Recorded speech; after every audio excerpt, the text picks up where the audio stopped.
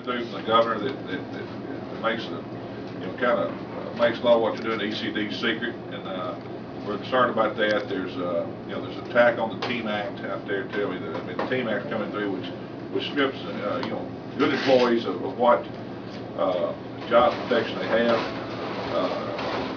And with that, with the teacher stuff that's been going through, and they're trying to raise the lottery limits and things like that, we're not doing a whole lot to help the middle class here the last year and a half that the Republicans have been in control, and we're really not seeing anything dealing with jobs. We're doing everything in the world but dealing with jobs.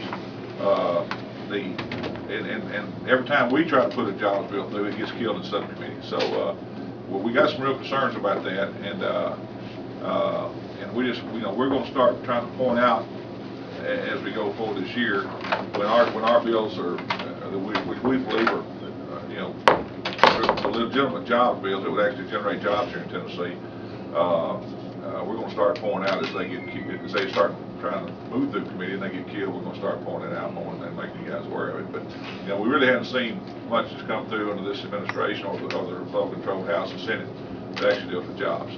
I think Leader Fitzhugh, you want to talk about the calendar tonight? Or? Well, I've looked at the calendar tonight. For instance, for instance, there's 17 bills on the House regular calendar.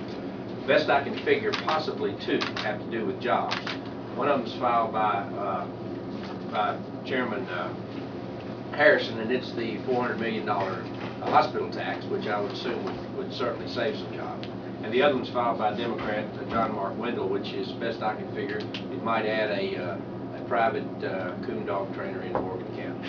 So we just want which is important as part of our just to point out of 17 bills, there's a job connection to only 2.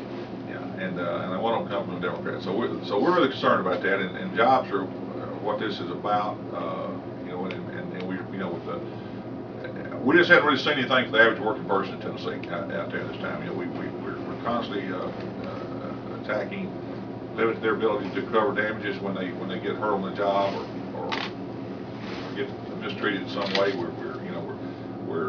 We'd like to see the sales tax on food cut more, and what they offered up there is I think about $5.25 for every member of the state of Tennessee or something like that.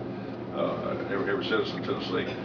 That concerns us when they're talking about doing some of the inheritance taxes, things like that, which we're not necessarily opposed to, but we've got a shrinking tax base here with more and more internet sales going that way. We're so heavily dependent on the sales tax. We're not sure that we can afford to do those type of things, but if we are doing those type of things, those type of tax breaks to the more wealthy Tennesseans, we think we should be reducing on the sales tax, which affects all Tennesseans. And speaking of sales tax, we've had a good lift in our budget, as you know, for another month. We've exceeded the estimates. In talking with the Commissioner of Finance and Administration now, it looks like some home improvement stores have picked up a little bit, and that could be a good sign for home building, home repair, home type things coming back. We know auto sales are strong and sales taxes are coming back, so it looks like we're going to have a bit of additional revenue to deal with during the budget negotiations. But there are several bills coming through this week that's going to try to put the president on the spot or put Democrats on the spot for both of those bills. So this should be an exciting week for committees this week. If you like being up here for that reason, this may be the most volatile week we have, or the next 2 weeks I would think really would be, because a lot of things coming through. I know the guns and parking lot bills coming through, and that's got to be a real tough decision for the Republicans to make. As I understand, one of the bills, this one in particular is carried by a Democrat. I think Gerald McCormick's got a bill that totally rewrites it, so it's supposed to make it more business friendly. So we'll see what that does. But I think most of the business people in this state, they feel like it's their parking lot, and they would be able to control what goes in and out of it. So we'll see how that plays out this week also.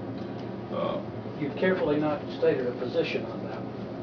I think we're letting our guys, people do what they want to do on it, but I'd say most of the Democrats are against the bill. We've not actually polled on it, but I would be surprised if we had more than 4 or 5 that would vote for that bill.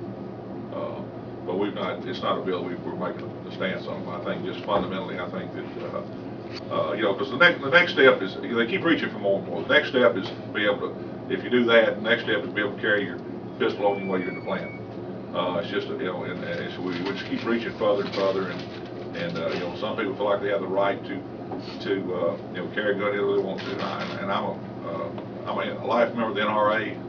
I'm a Second Amendment guy. I used to have my own gun dealer's license. I had my own gun store one time, but I truly believe in that. But at the same time, I think we can go too far with this, and I think they're pushing the envelope right up to the edge of the table. It's about to fall off on all these gun bills. I think we've gone a little too far on some of these things. Y'all got any questions of us or anything? And if not, we'll. About the don't say gay bill is up this week. You guys worried about that one, or what's? Well, I mean, it's you know, what's it got to do with jobs? I mean, here we are, we're fighting over all these type bills, and it's really kind of it's a bullying bill, that's what it is, and it's not good. It's not if it allows somebody to discriminate against somebody or push them around, and it's not a good bill. And like I said, there's a bunch of those bills coming up this week. There's a whole lot of those bills coming up this week. Solutions looking for problems. I mean, that's sort of tried to say that it just appears that there's not a problem there, and we're just starting our. I mean, there's almost. What do you think of Matthew Hill's Ends of Life Act, or whatever it's called? Well, you know, I know pro-life people that can vote against that bill, and have said they would. That's a bill that basically tries to bully and ridicule doctors and women by listing their names on the internet for being involved in an abortion. You know, that's a personal choice. People, whether you're pro-life or pro-choice, you should be against that bill, because what that's trying to do is intimidate people for you know, doing something that's legal in every state and in the union. So we have some concerns about it. Anytime you have bullying, we have concerns about it. Bullying and intimidation, I think, is a problem. Anything else on? Where does that come up tomorrow? It'll be in health. Full health, or?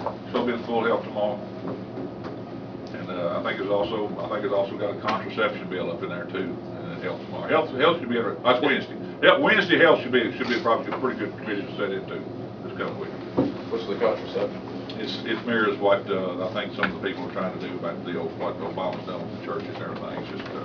It's just it's basically saying, you know,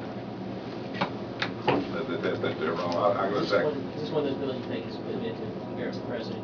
Well, I think so. I think it's what it's about, and I think they don't. I look forward to debating things. I think it's trying to. I think the talk radio and Fox News has distorted what he was trying to do on that, and I think they'll try to do the same thing, and we'll see if we can set the record straight on it.